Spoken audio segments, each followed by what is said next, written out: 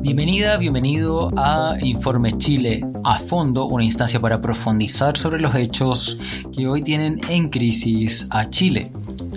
El 16 de julio, a propósito de esto, conversé con Rafael Harvey, quien está en el centro de las denuncias que se han hecho al ejército por corrupción desde que surgió el Milico Gate.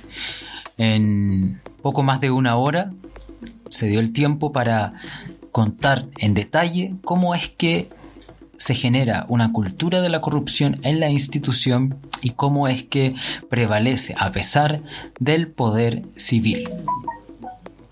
O quizás con la ayuda del poder civil, como dice él, cómo está involucrado Contraloría, cómo está involucrado el Consejo de Defensa del Estado. En la última parte habla también cómo esto sucede frente a la negligencia del Poder Ejecutivo del ministro de Defensa, Alberto Espina, y del propio presidente de la República, quienes se han negado a recibirlo.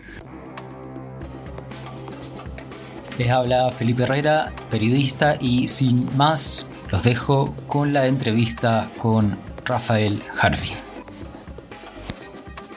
Hola Rafael Harvey, muchas gracias por permitirme conversar contigo, siendo personaje de actualidad en virtud de lo que pasa de lo que ha pasado en el ejército desde hace varios años ya. Creo que según los registros de prensa llevamos 10 años hablando del fraude en el ejército. Y tú te transformaste en un personaje principal desde el 2015 aproximadamente, en que hiciste una denuncia en el Regimiento de Artillería número 1 de Tacna. Entonces, quizás para empezar, si pudiésemos hacer una cronología partiendo quizás también desde, no solo desde cuando hiciste la denuncia, sino desde cuándo estás en el ejército y cómo has vivido tú y qué recuerdas de este proceso de denuncia pública de corrupción. Bienvenido. Sí, gracias Felipe, gracias por la invitación y por la entrevista, y reconocer que varios medios digitales han sido los que se han atrevido, así como tú, a poder, digamos, dejar algún registro y testimonio sobre esto. Sobre el ejército, yo entré el año 97 a la escuela militar. En eso seguí ascendiendo, tuve buena antigüedad, hice el curso paracaidista, egresé también como el único traductor e intérprete en inglés, que es una especialidad dentro del ejército de mi promoción. Egresamos 140 oficiales. No tuve problemas, o algunos problemas típicos de juventud, pero no como se ha intentado decir en algunos que incluso algunos diputados de derecha me han preguntado si yo tenía problemas disciplinarios. No, eso es falso, y aquí hay que guiarse por los hechos, no por el comidillo ni las copuchas. No, los hechos son que siempre estuve en lista 1, muy bueno, a excepción de una lista 2 normal el año 2008, y nada más, hasta denunciar hechos de corrupción. Durante mi carrera estuve el año 2007 en Bosnia, el 2012 en Haití, con buen desempeño. Luego invitado como instructor en algunas materias de derecho internacional en Honduras, Guatemala, Ecuador y Argentina. Así que no había problema hasta eso. Y el año 2015, ya estando en el regimiento Tacna, ahí supe de un cobro que se le hizo a los soldados. Dime, Felipe. Una pregunta antes de seguir, un poco para ayudar a entender. Yo creo que hemos escuchado harto de montos y de fraudes, pero quizás un paso antes. Creo que no hay ninguna pregunta tonta, entonces voy a hacerla. ¿Qué es lo que hace el ejército en Chile? Porque normalmente una persona común dice, no estamos en guerra, no necesitamos ejército. ¿Qué es lo que tú hablas de que estuviste en misiones? Cuéntame, ¿qué es lo que hace? ¿Cómo podemos entender el rol del ejército en la sociedad hoy día? Más allá de que hoy día estamos en una situación de epidemia y catástrofe y los vemos en las calles, pero pero en la circunstancia normal. Bueno, el ejército tiene varias misiones y la misión genérica o fundamental está contenida en la Constitución Política de la República, que es para la seguridad del Estado. Yo tengo algunas aprensiones, quizás algunas cosas se podrían mejorar de esa definición, pero eso será para otro tema. Pero están definidas a nivel constitucional y luego hay un reglamento que es del ejército y entre medio de eso hay un libro de la Defensa Nacional que viene del año 2017, de la administración anterior. Y en ese libro de la Defensa Nacional, que es un libro civil, aparecen también las distintas misiones del ejército. Entre esas es resguardar la soberanía, mantener la disuasión respecto de los países vecinos. Y entre medio de esa también, o una de esas, es la cooperación internacional. Y dentro de esa misión de cooperación internacional está las misiones de paz, en que participa el ejército. Ahora esas son misiones definidas para todas las Fuerzas Armadas, todas. Así que eso es más o menos lo que hay. Y entre medio tú estabas, en este tiempo estabas estudiando también Derecho, ¿cierto? Sí, ahí en paralelo está, digamos, en las noches estudiando Derecho en la UNIAC por mi cuenta, ¿no? Y así en el tiempo llegué a ser el único oficial que es el único capitán egresado de la escuela militar que es abogado también. Digamos, de varios, de cientos. Así que... ¿Y el resto solamente se dedica a la actividad militar? ¿O hay otros que estudien, que tengan otro tipo de...? Sí, hay varios que estudian, pero magíster, normalmente un magíster en historia o magíster en ciencias políticas. Por ahí, eso. Perfecto. Entonces, llegamos al año 2015 cuando tú te enteras de una situación de irregularidad en una compra. Sí. Bueno, en ese año 2015 yo supe de un cobro que se le hizo a soldados de escasos recursos y familias vulnerables. Eso es importante destacar, o sea, todos los que hacen el servicio militar son de escasos recursos y familias vulnerables. El servicio militar obligatorio, de voluntario no tiene nada. Se ha intentado decir en los últimos años que no, esto es servicio militar es voluntario. No, falso. No es voluntario. ¿Por qué? Porque hay una ley, la ley 2136, obliga a los jóvenes a hacer el servicio militar. Lo obliga, así que no es voluntario. La inscripción podría ser voluntaria, pero si no, eso para tener un catastro, un registro y así la Dirección General de Movilización Nacional, que está a cargo del reclutamiento. Ellos determinan, bueno, llamemos al servicio militar obligatorio a los que se inscribieron como voluntarios. O sea, dando a entender que los que no se han inscrito como voluntarios no lo quieren hacer. Pero es obligatorio. Por eso que ahí también hay una publicidad bastante engañosa, porque los jóvenes de 17, 18 años que se inscriben o que llegan a hacerlo, creen que al ser voluntario, como se lo han dicho públicamente, se pueden ir cuando quieran. Y no se pueden ir cuando quieran. Es una obligación. Así que, bueno, eso está también dentro de unas propuestas que quiero hacer para la nueva constitución en lo castrense, que por ejemplo hagan el servicio militar todo, lo de Las Condes, lo de Vitacura también, todo. Y eso tiene que ver con lo que se te acusó a ti de una de las razones para darte de baja, ¿no? Porque supuestamente le dijiste a unos conscriptos que podían irse. Claro, sí está como amoldado un poco yo le digo, al montaje de la sedición que configuraron algunos militares.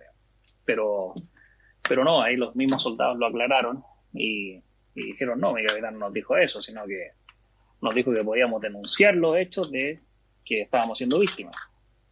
Y esa es una de las cosas más impresentables que encontré yo, que a los soldados conscriptos les cobraran por elementos de abrigo. O sea, el Estado de Chile les está diciendo, mira, usted está obligado a hacer el servicio militar. Además de obligarlo, le voy a cobrar. Y no solo le voy a cobrar, sino que voy a lucrar con usted. Y les cobraron por unos guantes que costaron 2.000 pesos, les cobraron 3.000. Impresentable. O sea, además lucrando. Además lucrando, hasta el monto que pudiera parecer bajo, por lo mismo, por tan bajo que es más impresentable. Y eso en el detalle de la transacción, la gestión burocrática, digamos, ¿quién recibe el dinero? ¿Quién hace lo que en rigor no debería tener una estructura burocrática, digamos? No debería tener una caja el ejército para que alguien vaya y le pague. Entonces, ¿quién hacía de caja? ¿Cómo funciona? Bueno, hay un capitán que fue sancionado, el capitán Recabal fue sancionado por haber cobrado a los soldados, pero sancionado de manera muy, muy baja, de poca entidad, poca monta la sanción que le ha permitido seguir hasta el día de hoy. Sí. No, porque la cuantía, Felipe, la cuantía de las sanciones las define el calificador de cada funcionario del ejército. Y lamentablemente están a libre disposición de qué tan fuerte puede ser una sanción que se le aplica a alguien. A libre criterio del calificador.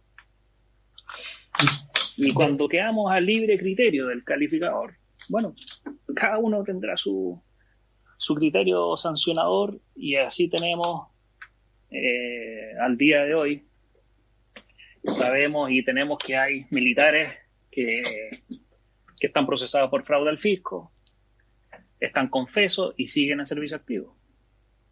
¿Por qué no lo encuentran muy grave los calificadores? Así tenemos el año 2011, 2 oficiales que hicieron pedazos un monolito recordatorio de ejecutados políticos en Iquique, que fue noticia.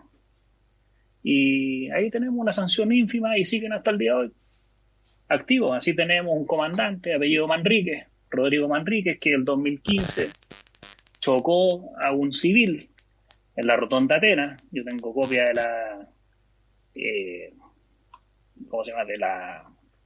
de la sentencia, y lo golpeó en estado de ebriedad, salió condenado y no tuvo ninguna sanción. Entonces, ya sí, puedo dar miles de ejemplos. Lamentablemente. Sí, de lo que se sigue es que no hay una fiscalización inmediata, rápida o directa de las acciones en general que toman los... No hay una contraloría activa, por decirlo así, dentro del ejército. No, lo que pasa es que la verdad, Felipe, hay una cultura de la corrupción. Yo he sacado algunas frases que dan a conocer esto. Y, por ejemplo, yo he dicho con todo lo que tuve que vivir, y hasta el día de hoy también, digo que la corrupción está institucionalizada y hay una defensa corporativa de la misma, del comandante en jefe para abajo. Y los que tratan de hacer algo distinto,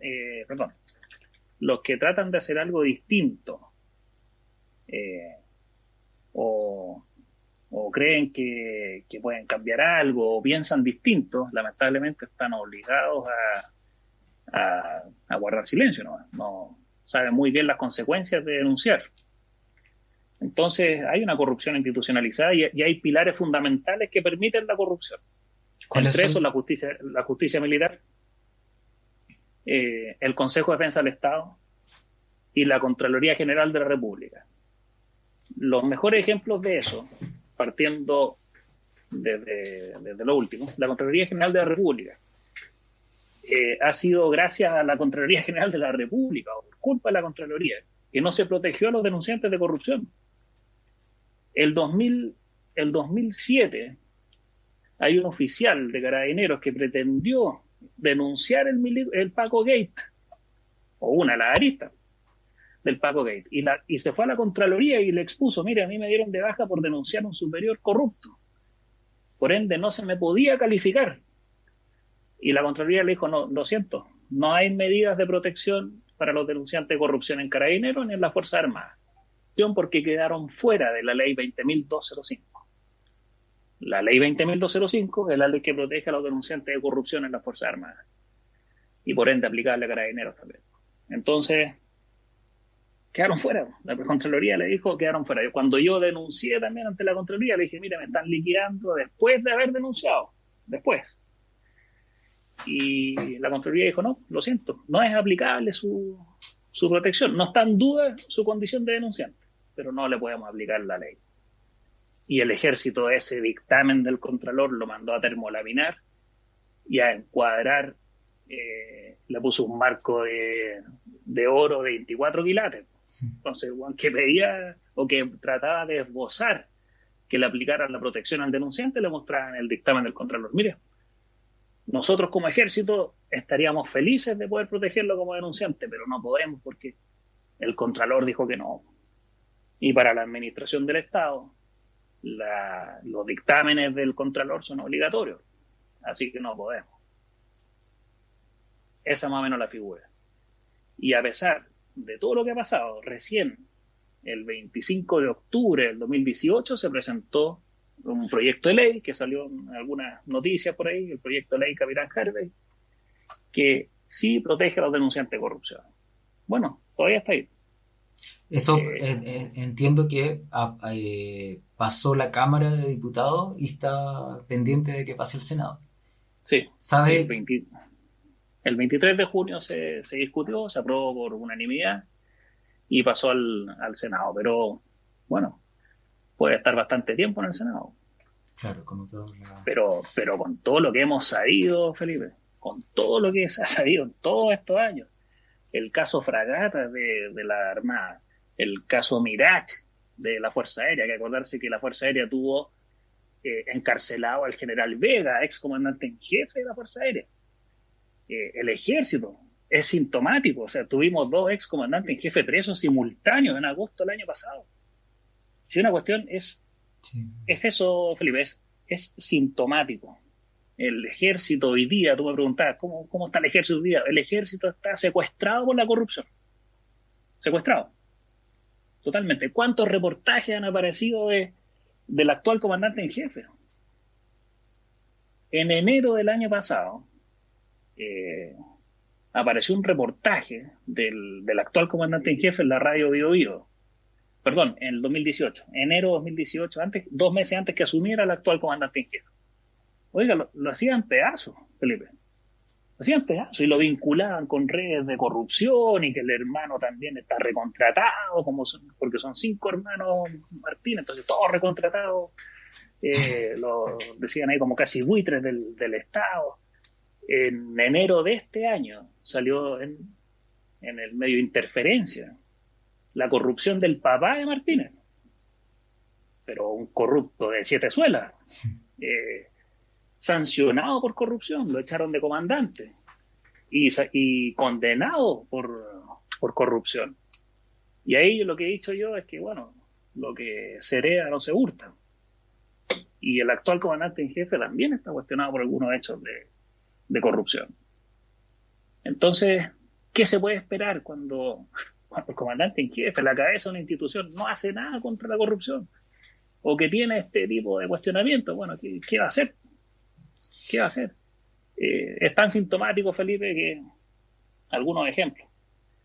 El comandante en jefe, sabiendo que yo era denunciante de corrupción, vigente a la fecha, en el Milico Gate también, presidió una junta en que él votó favorablemente para que yo pasara a retiro. Así de simple, sabiendo por escrito. Otras cosas sintomáticas. Que la inteligencia militar, que como salieron en algunos reportajes el año pasado, que fue un escándalo el año pasado, en agosto del año pasado.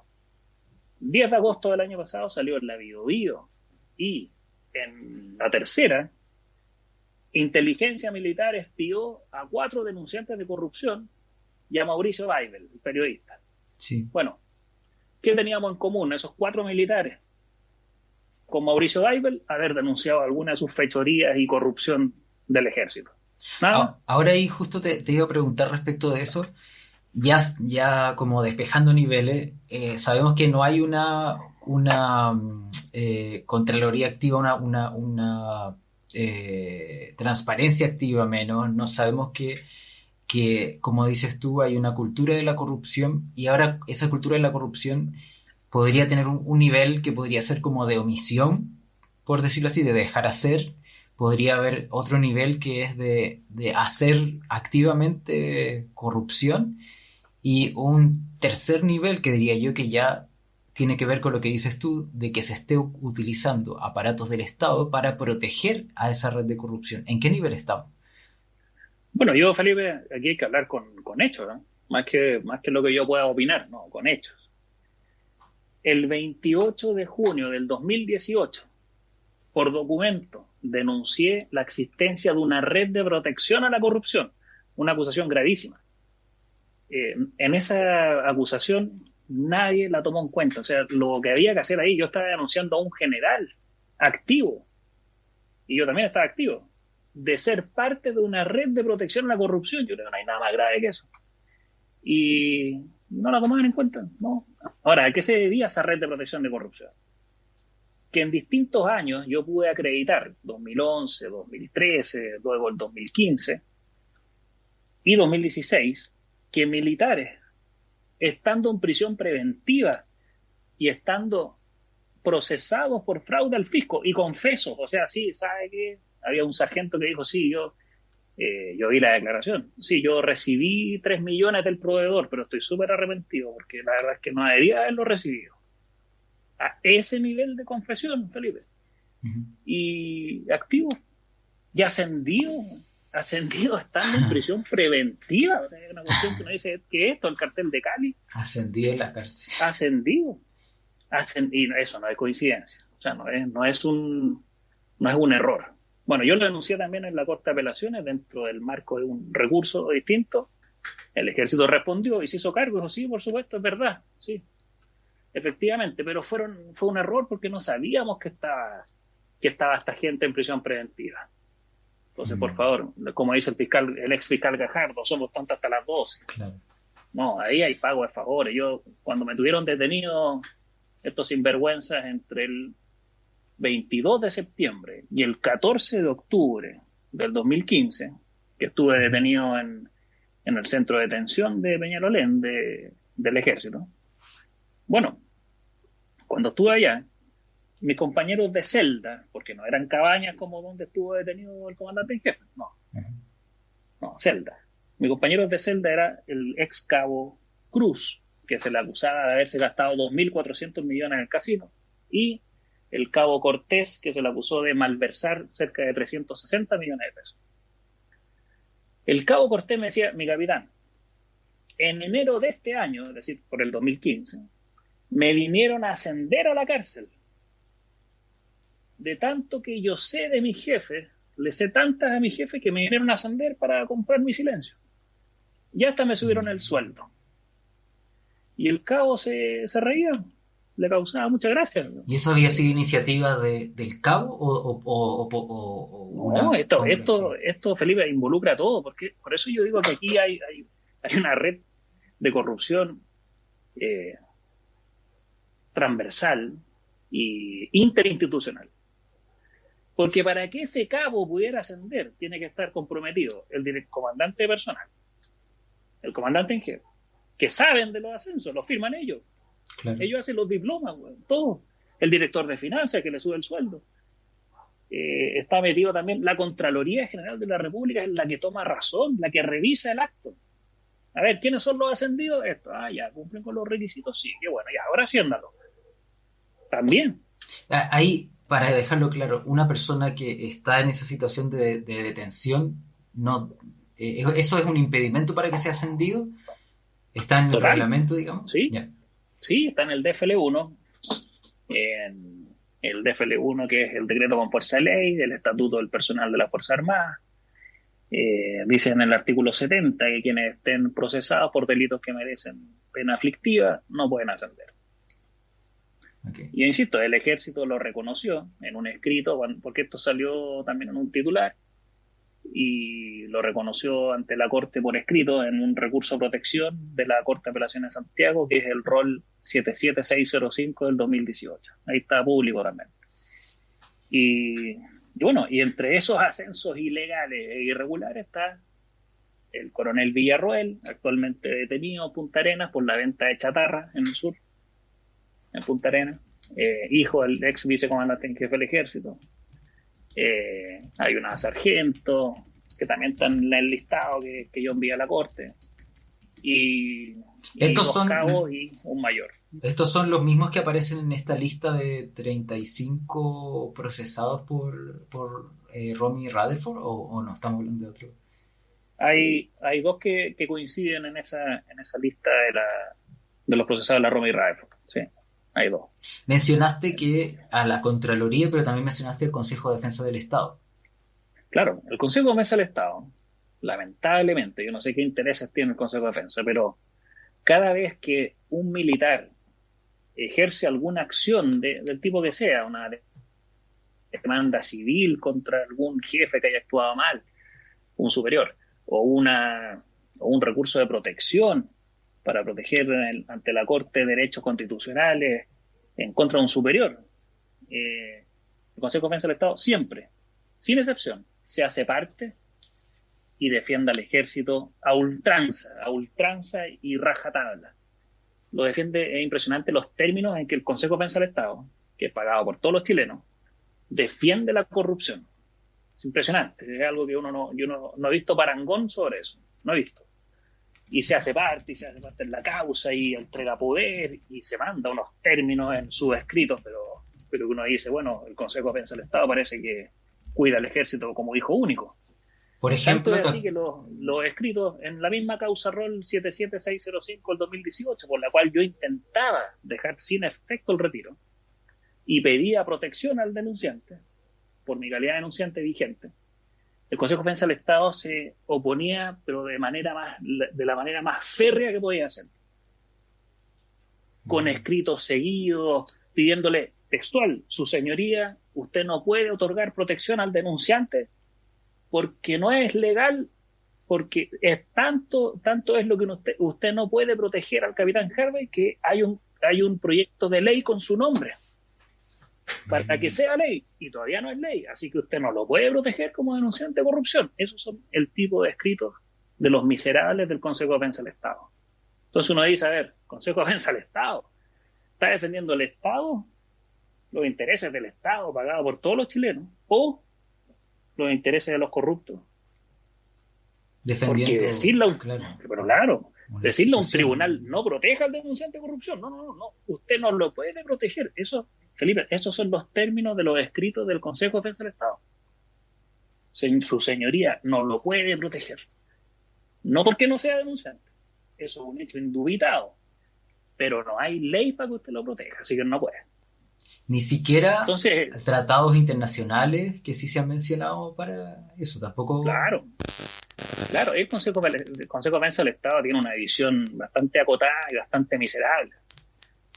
Aquí hay que recordar, para los que sean estudiosos del derecho, que el artículo 5º, inciso primero de la Constitución nos dice que los tratados internacionales están por sobre la legislación nacional.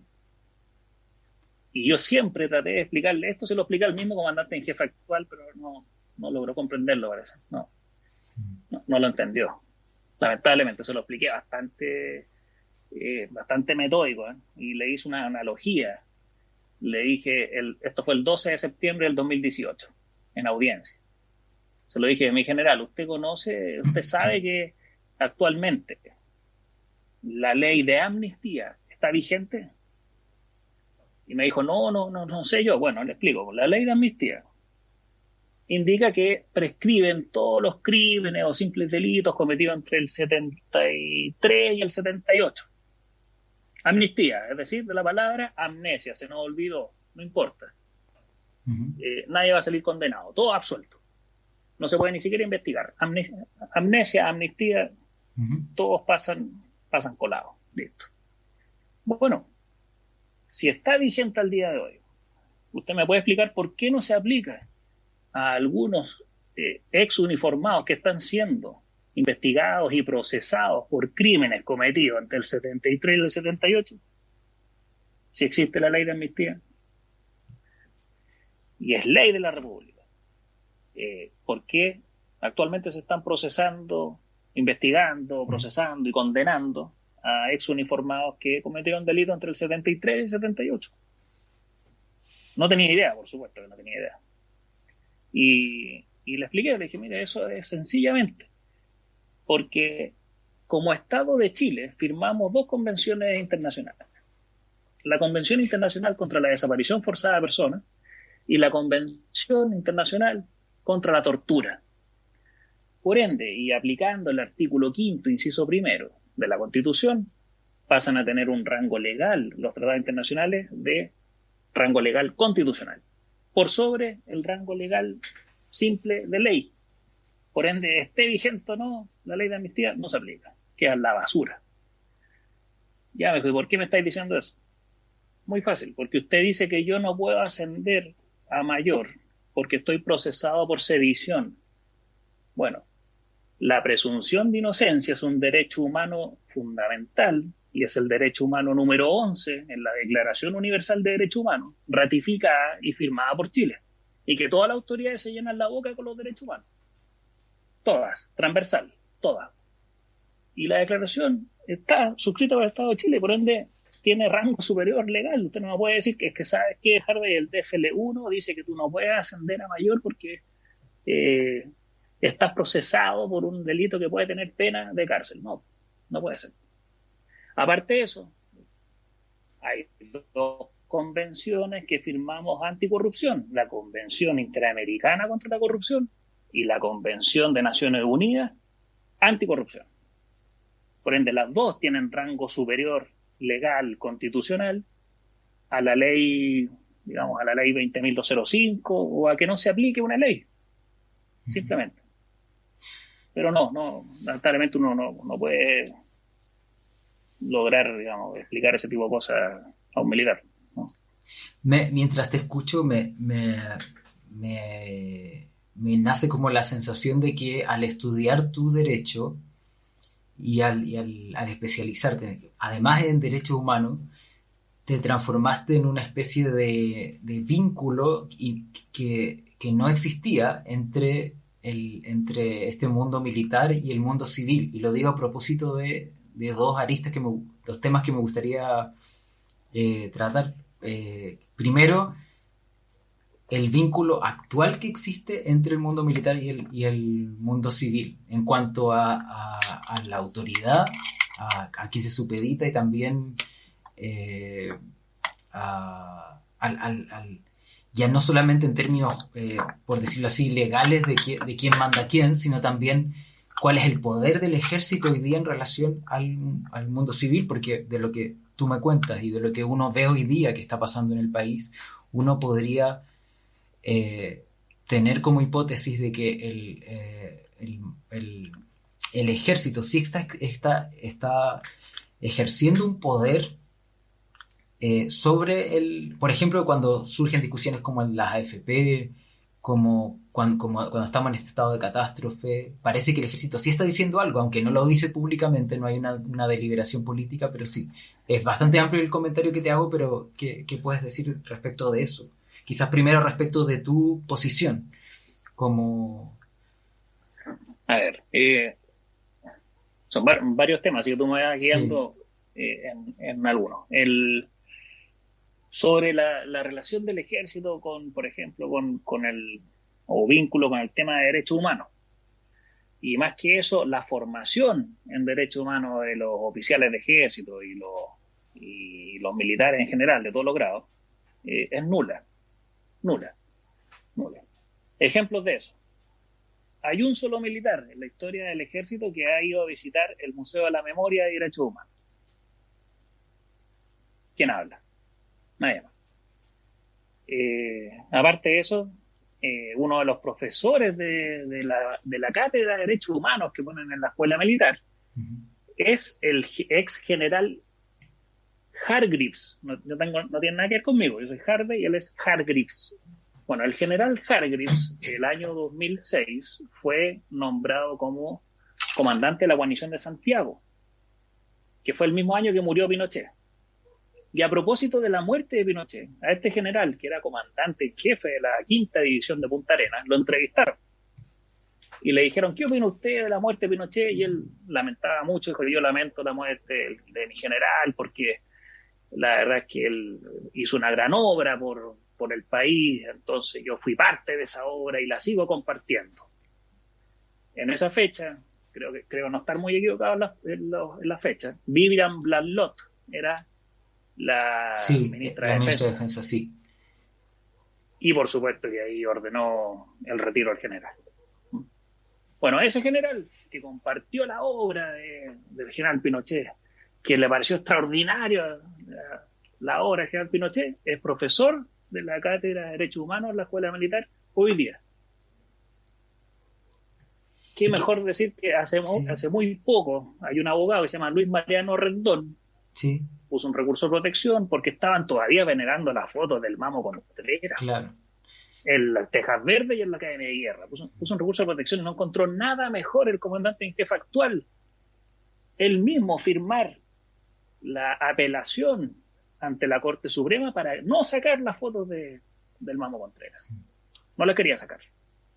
Por último, hubiese mandado con un poco de pudor, como lo hacen otras causas, al segundo, o que lo defendiera el Consejo de Defensa del Estado nomás. No, él mismo, él lo firmó.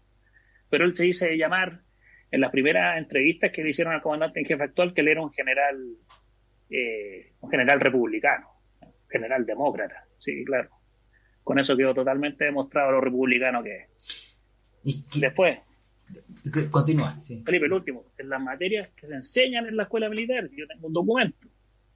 De partida tengo todo lo que yo te estoy diciendo y que vamos a conversar es documentado. O sea, no hay nada que yo te vaya a decir, mira, que yo creo, a lo mejor, no, documentado.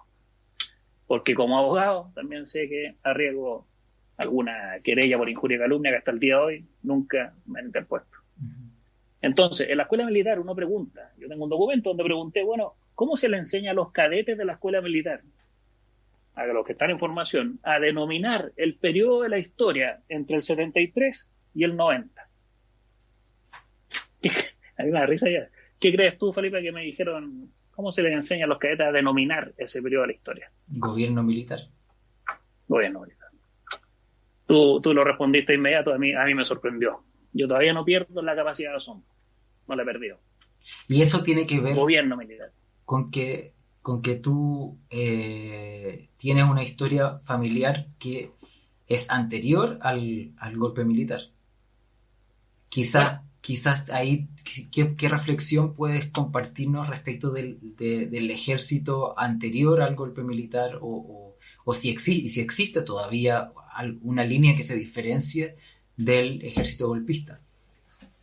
Claro, yo cuando egresé de la escuela militar me otorgaron una medalla de oro a la tradición militar, que es única, y me la otorgaron por tener 5 generaciones seguidas, todos continuados, todos artilleros, la misma rama o arma, y todos generales menos mi padre, que fue coronel, y bueno, y un bisabuelo que fue comandante en jefe del ejército, con Gabriel González Videla, 1950 a 1952.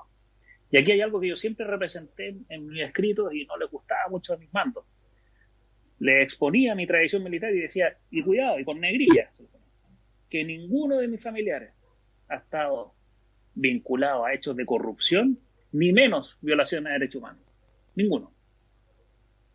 Entonces eso les dolía parecer. Y eso, lo que yo te acabo de decir, esa afirmación de mis familiares, ni siquiera la puede hacer el comandante en jefe actual. Ni siquiera. Porque su padre fue condenado por corrupción. Así que no la puede hacer. Bueno, y en eso... quizá a propósito de eso, dado que hay tantos miembros del ejército involucrados y al punto de que resulta difícil distinguirlos o los que denuncian la corrupción son sacados del ejército, ¿cómo se va produciendo el involucramiento de las nuevas personas que van ingresando al ejército con esta red de corrupción? ¿Es por decirlo así, hay una captación activa de personas o como creo que has dicho en algunas entrevistas, se produce simplemente por la jerarquía de mando? A ver, ¿en qué sentido? Ahí no logro entender bien la para que se mantenga esta red de corrupción, se necesitan personas que colaboren con esto. Esta colaboración es a cambio de qué, de como me contabas con el caso anterior, de cargos, se me olvida el término, de alzamiento de rango, de subir de rango a las personas, o se les compra con dinero, o simplemente por la jerarquía, el que obedece si no te vas. ¿Qué es lo que prima ahí? Sí.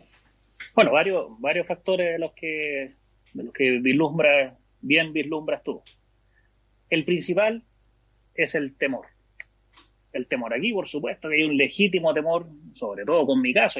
El 2018 yo estaba también en servicio activo, normal, trabajando con subordinados, y me decían, mi capitán, ¿usted cree que yo denunciaría un hecho de corrupción si tomo conocimiento de un hecho de corrupción? Con lo que le han hecho a usted por ningún motivo, por ninguno.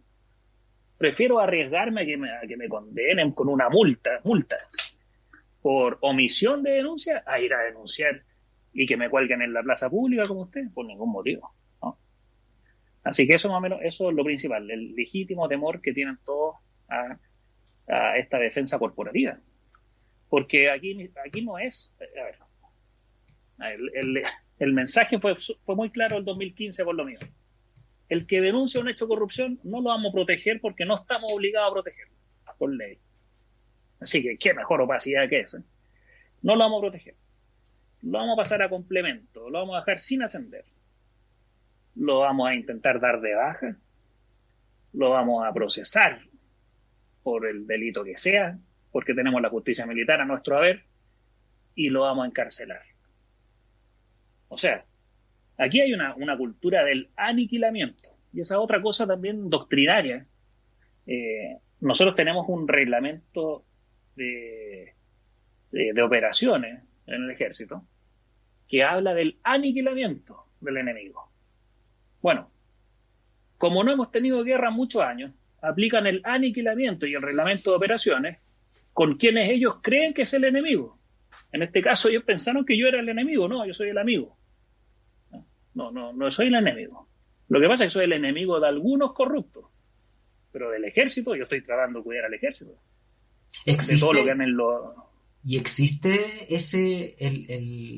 te insisto con la pregunta, ¿existe algo, sea, una parte del ejército que esté limpia?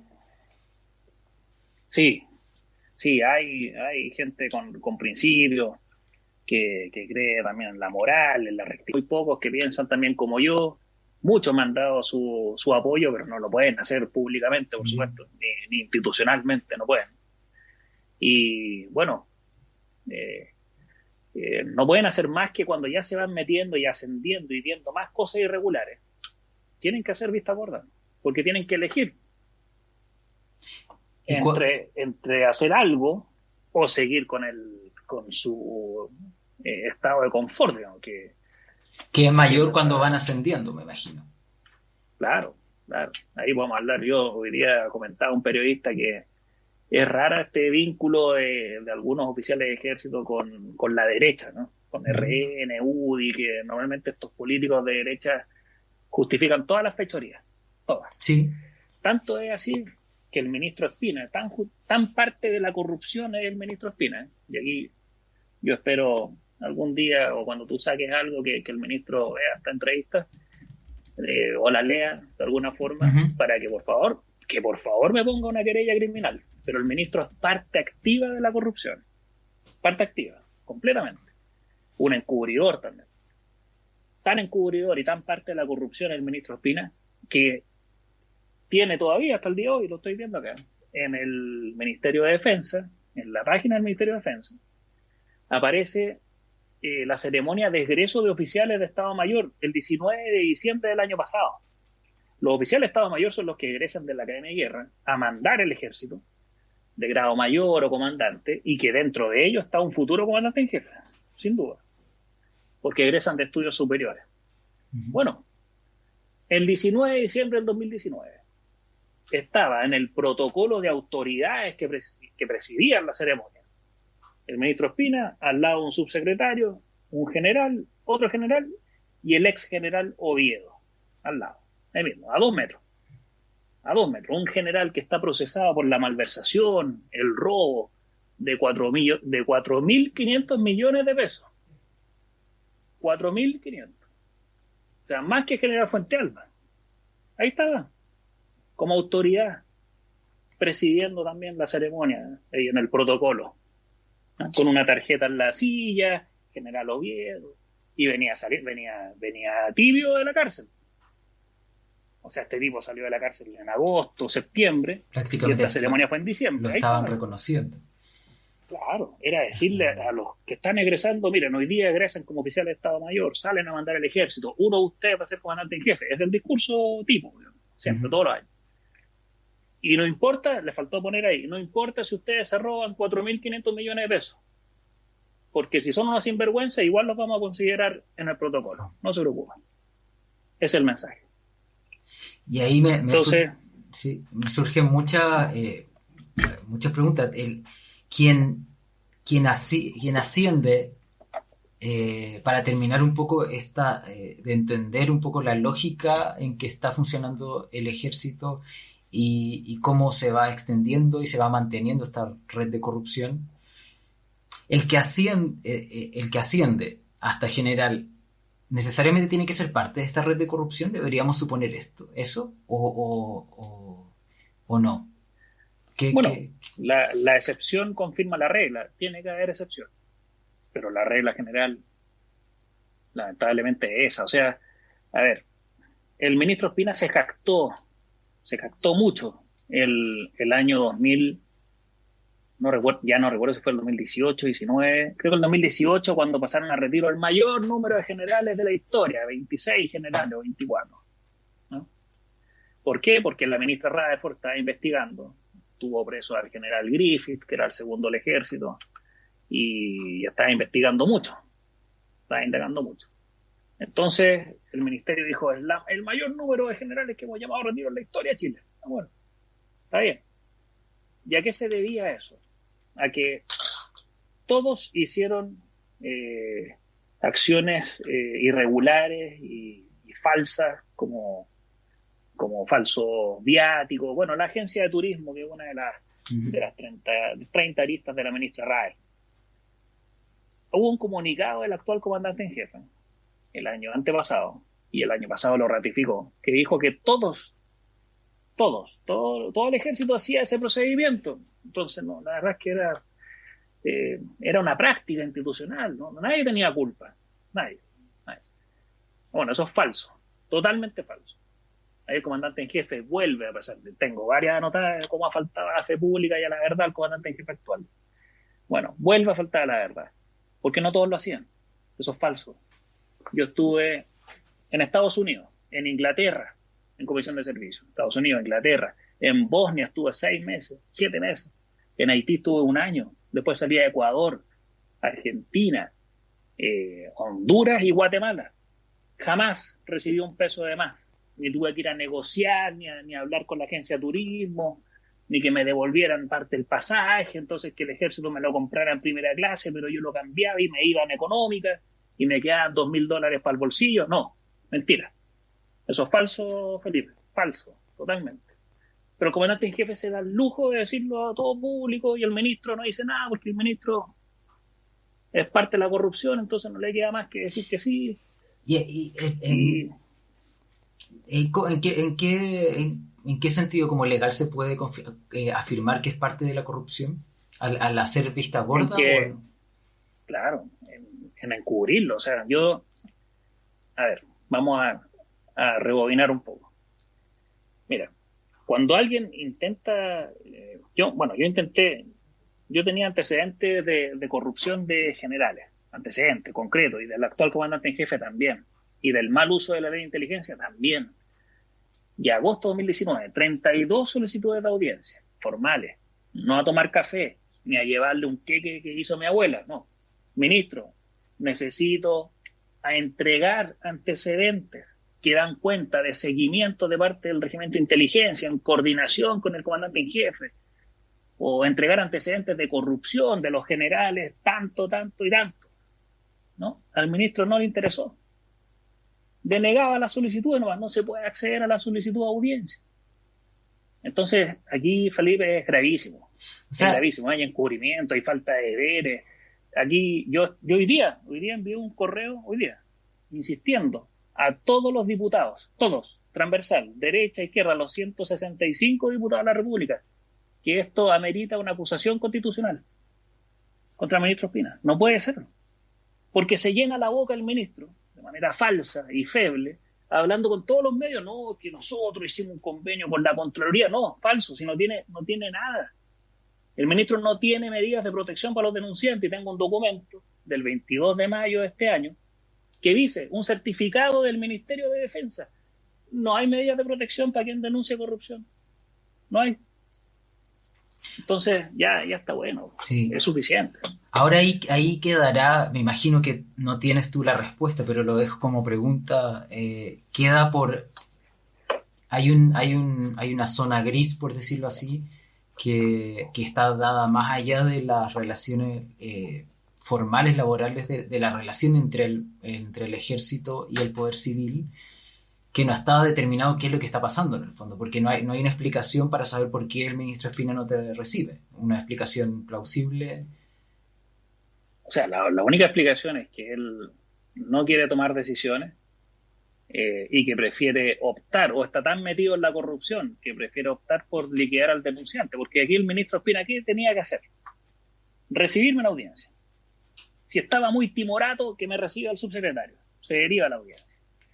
Y yo al presentar los antecedentes al subsecretario, al ministro, si estos revestían realmente gravedad o no, bueno, derivarlos a un ministro en visita. Así de simple. O sea, el ministro diría, bueno, a ver, yo no puedo hacer mucho con esto, me falta evidencia para poder tomar una resolución, voy a pedir un ministro en visita a la Corte de Apelaciones, por la entidad de los denunciados. Esto está todo, Felipe, esto está todo escrito. O sea, el ministro Ospina lo sabe mejor que yo. Él hizo las leyes también, fue diputado.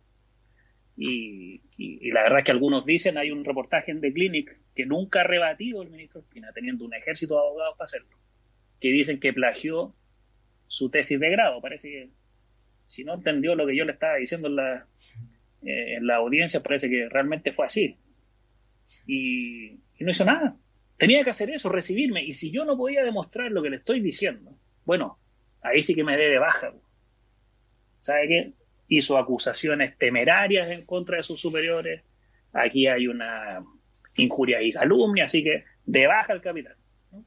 Y ahora lo vinculo un poco tu situación con la situación del país, la pregunta que estaba, la gran pregunta que te planteé, y te pregunto, ¿tienes miedo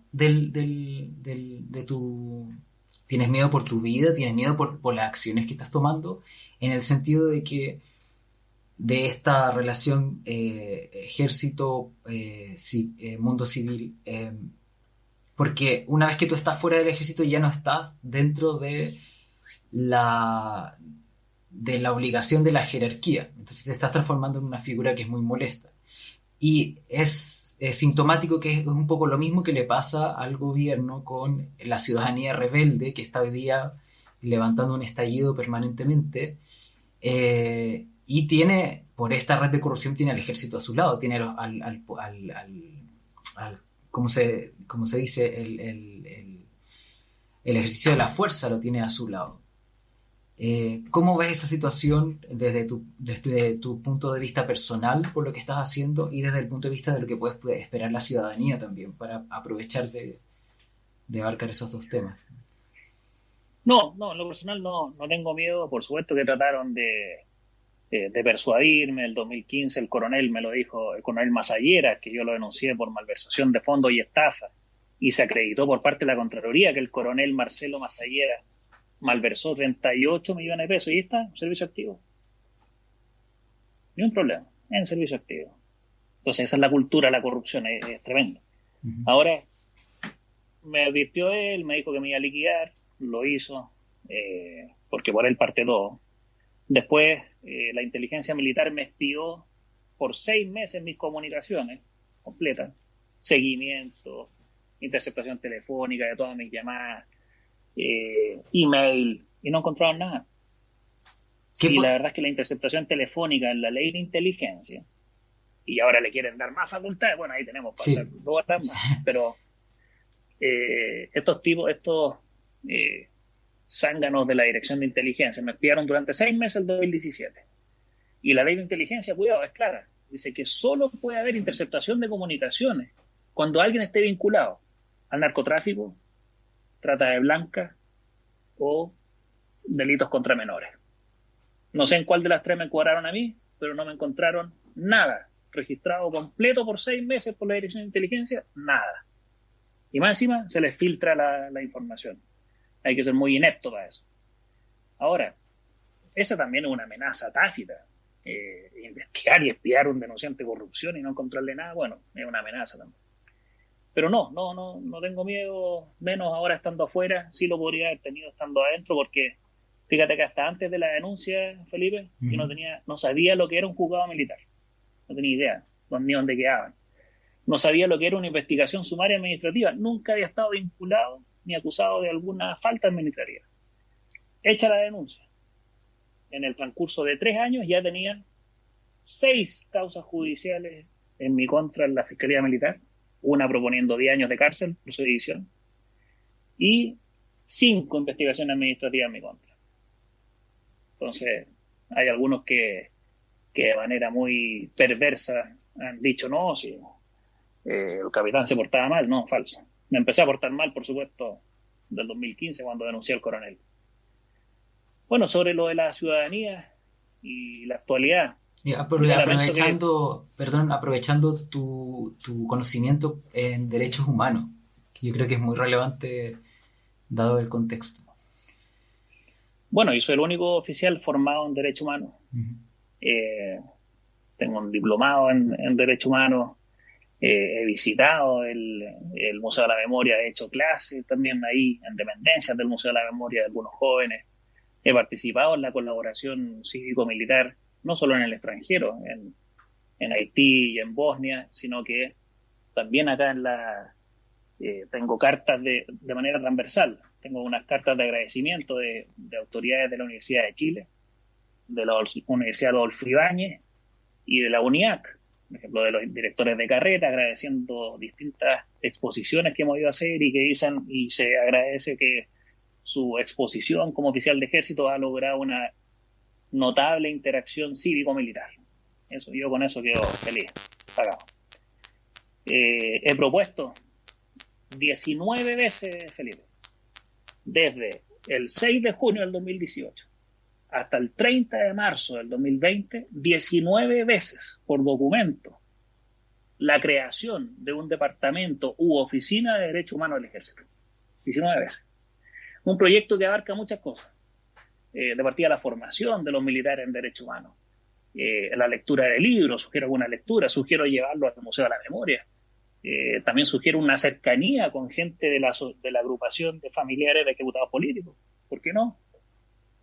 Una cercanía con la agrupación de familiares de detenidos desaparecidos.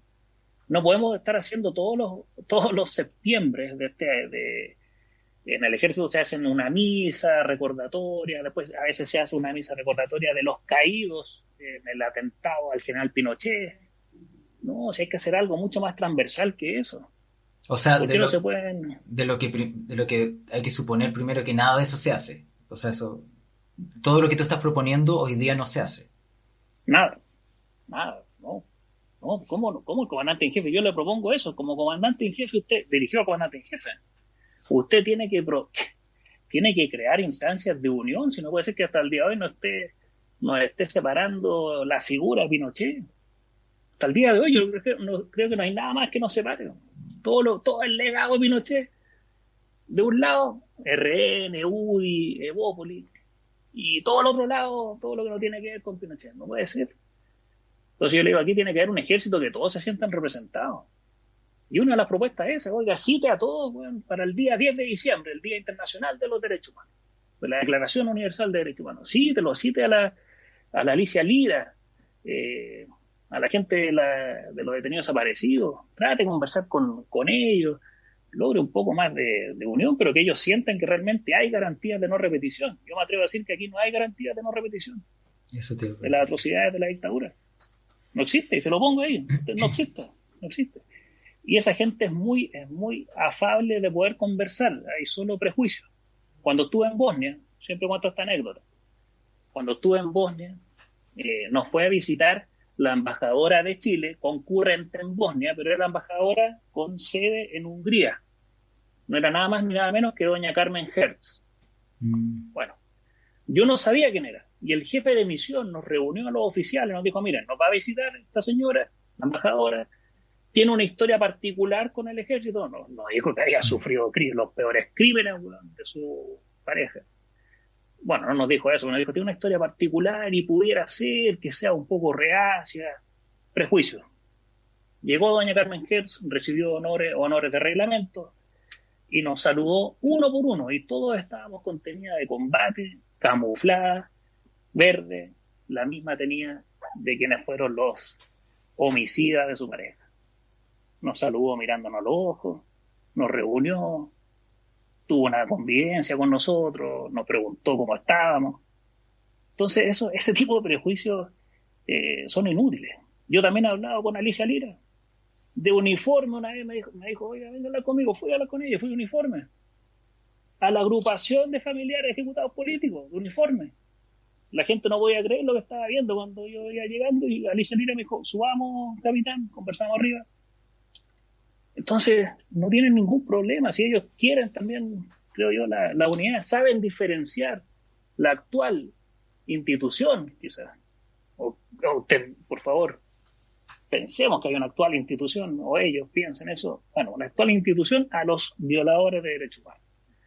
Por lo menos hacen el esfuerzo. También yo soy amigo de Mónica Araya. Mónica Araya anda todo el día con la foto de sus familiares detenidos desaparecidos, sus papás, sus padres. Todavía lo está buscando. Mónica Araya debe tener más de 80 años, es una activista, una abogada de derechos humanos.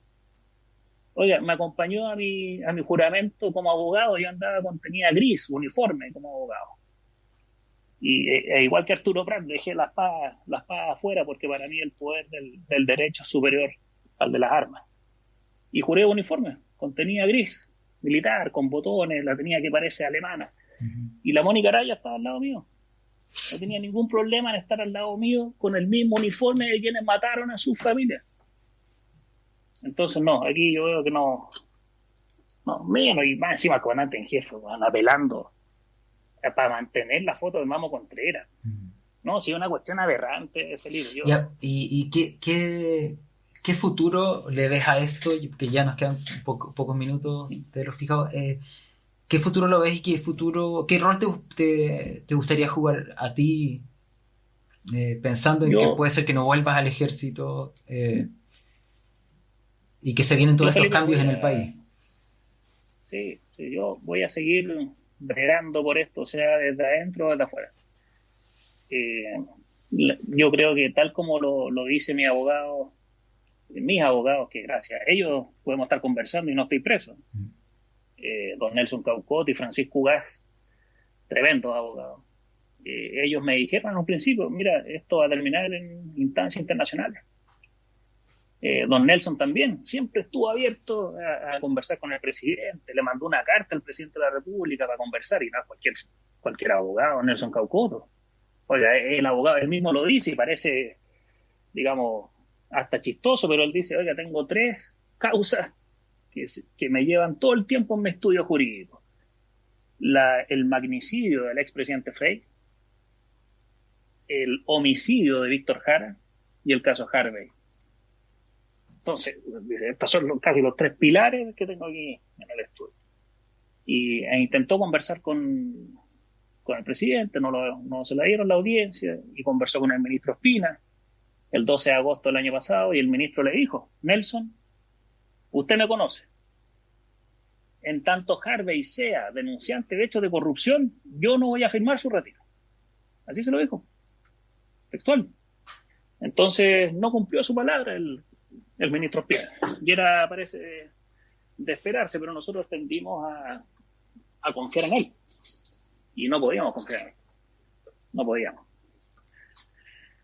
Así que, bueno, yo creo que lo que se viene ahora, o cómo me gustaría ayudar, bueno, idealmente hubiese sido desde adentro. Por eso quise dejar el testimonio de esta creación de la Oficina de Derechos Humanos.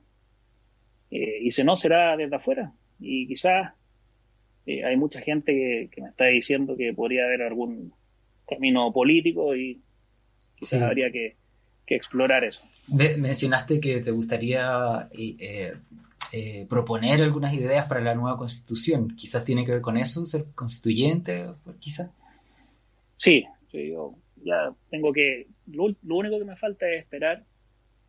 Cerca del 26 de julio es el plazo en que el presidente de la República tiene que pronunciarse sobre una denuncia que hice y petición a la vez ante la Presidencia de la República. Uh-huh. La planteé el 22 de junio en contra del ministro Ospina, diciendo que es parte de la corrupción, uh-huh, que él tiene que tomar medidas y que él como presidente, que no se lo olvide, porque aquí es muy cierto ese dicho en Chile, porque en otros países no pasa, pero en Chile, de que los militares hacen como que obedecen y los civiles hacen como que mandan, pero es totalmente lo contrario. El mejor ejemplo de eso es el ministro Ospina, el mejor. Bueno, yo le digo al presidente, en este reclamo, denuncia y petición formal, escrito, le digo, presidente, usted es el comandante en jefe de la Fuerza Armada. Usted, artículo 32, tanto que le gusta el cumplimiento de la Constitución al presidente. Bueno, yo le digo, mire, presidente, artículo 32, numeral 16 y 18, comandante en jefe de la Fuerza Armada es el presidente. Quien llama a retiro a los oficiales, el presidente, no el comandante en jefe. Son tan bajas las atribuciones de un comandante en jefe que él solo propone a la autoridad civil el retiro de un oficial. O sea, aquí no puede ni decir el ministro, no, que a mí sí, comandante en jefe, como dijo en un comunicado, no, es que el comandante en jefe me lo pidió. No. El ministro Ospina le faltan pantalones. Y no ha tenido los pantalones el ministro Ospina de los que tuvo el ministro Gómez. Porque yo tengo una resolución del ministro Gómez en donde el 29 de noviembre del 2017, por documento, le deniega al general Oviedo el retiro del capitán Harvey y le ordena tomar todas las medidas para ser reintegrado. Bueno, eso lo borró con el codo el ministro Ospina. Y el ministro Gómez, yo agradezco su valentía de haberlo hecho. Lo agradezco, lo reconozco, y es por registro, por transparencia, es la única vez en los 210 años de historia del ejército que un ministro, con la venia de la presidenta, deniegan una solicitud a un comandante en jefe. La única vez. No hay más. Perfecto. Entonces, eso es en general. Y sobre los cambios constituyentes, lo primero que hay que cambiar, que es la base, el pilar fundamental de la corrupción y de las malas decisiones, es la obediencia absoluta. La obediencia absoluta es nefasta. Tanto es así que luego de la tragedia de Antuco, el 2005, las autoridades de la época, que fueron el presidente Lagos, el ministro Rabinet y el comandante en jefe general Cheire, sacaron la Ordenanza General del Ejército en 2006. Y la Ordenanza General del Ejército traía un artículo principal. El artículo 58 dice obediencia reflexiva. Como supieron y estudiaron que el mayor Cereceda, antes de marchar, recibió de sus subordinados la sugerencia de no marchar, porque podía pasar lo que pasó.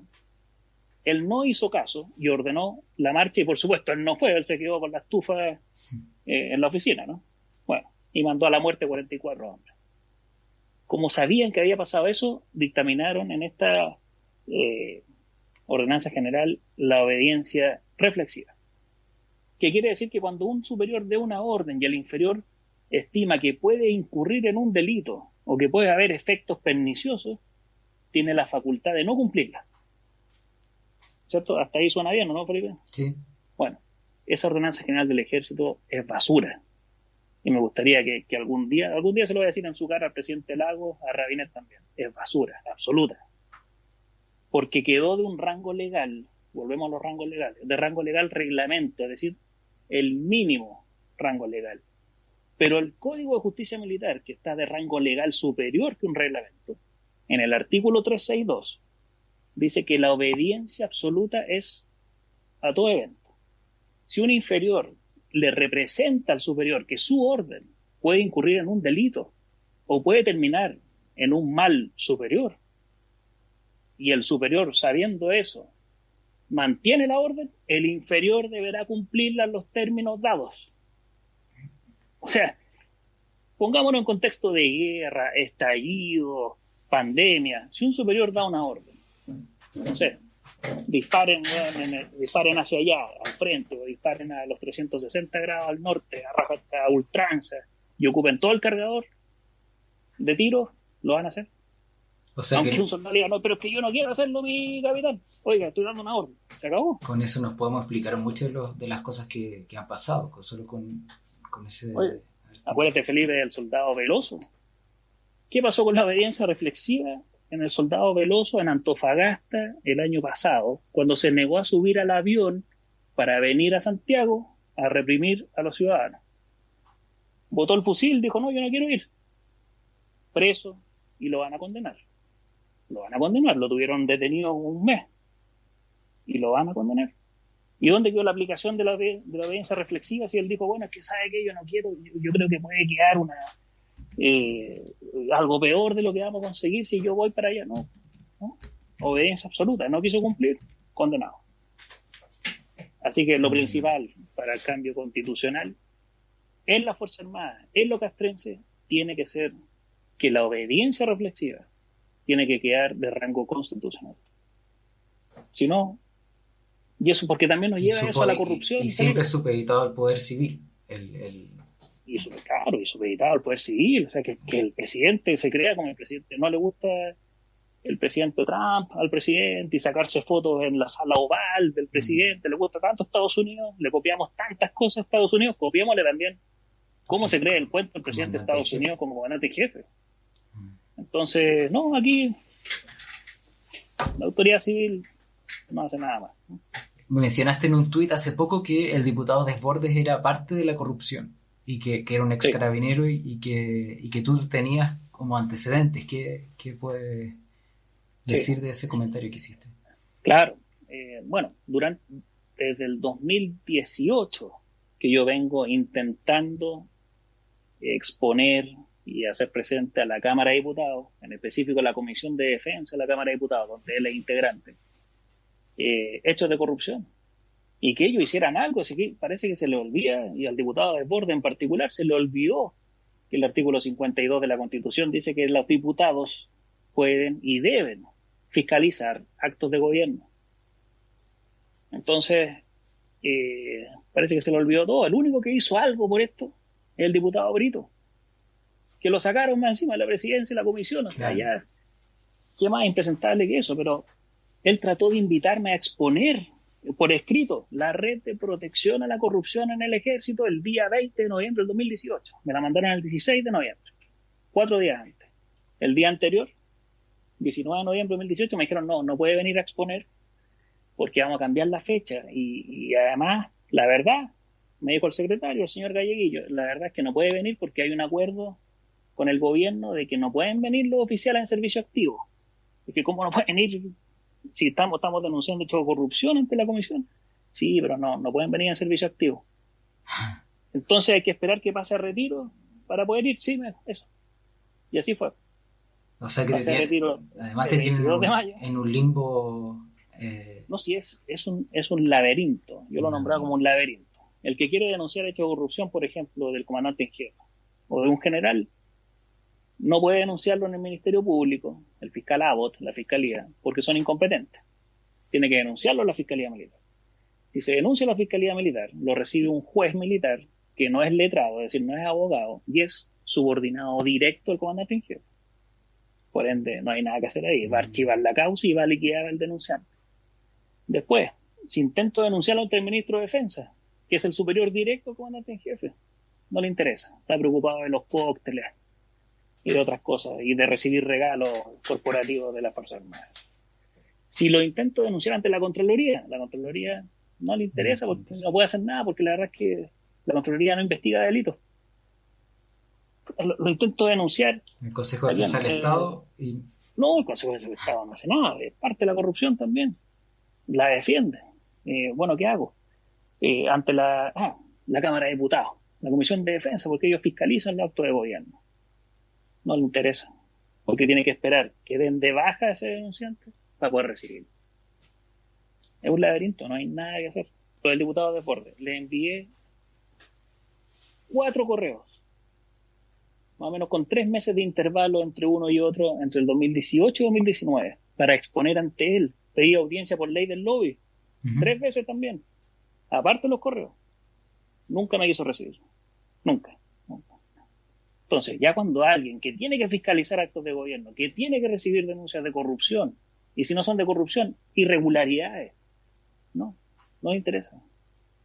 Entonces ahí hay un abandono claro de deberes del diputado Desbordes, hay complicidad, es cosa de escuchar sus intervenciones nomás, justificando toda la corrupción. No, que mire, que no, si la justicia militar anda re bien, si tuvieron dos ex comandantes en jefe presos, no sea, que no sea, por favor, que no venga a mentir acá a los chilenos, y 2 ex comandantes en jefe porque hay una ministra en visita extraordinaria que podemos lograr eso, si no, no funciona, no existe.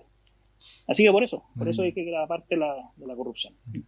Muchas gracias, porque yo creo que, y reitero el agradecimiento por la entrevista y por darte el tiempo de explicar todo esto, porque siento que, como a modo de resumen, que solo el concepto de la corrupción es algo que los chilenos no tenemos tan asumido tampoco, de que existe, de cómo es. Hace una década atrás o en los 90 parecíamos como ejemplo para todo y estaba pasando. Y ahora que sigue pasando, todavía está, parece todavía una palabra difícil de ocupar y que no se hace presente en las discusiones. Así que muchas gracias, y bueno, yo creo que vamos a tener que seguir hablando en algún momento porque hay muchos temas vinculados y, como dices tú, es un laberinto. Así que muchas gracias nuevamente. Gracias, Felipe.